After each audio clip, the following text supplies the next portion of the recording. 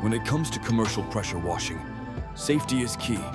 It's not just about a clean building, it's about protecting everyone involved. First, OSHA compliance is crucial.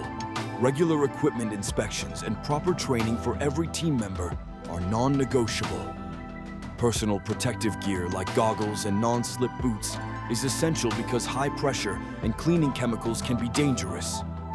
Then there's chemical safety. Using the right cleaning agents, properly diluted, prevents damage to surfaces and protects the environment. Many companies now opt for eco-friendly detergents that are effective and safe.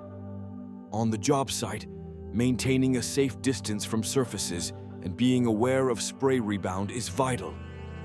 We also need to keep bystanders safe with cones and clear signage.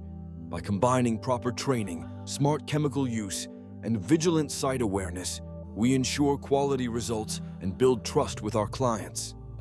Safety isn't just a rule, it's the foundation of our success.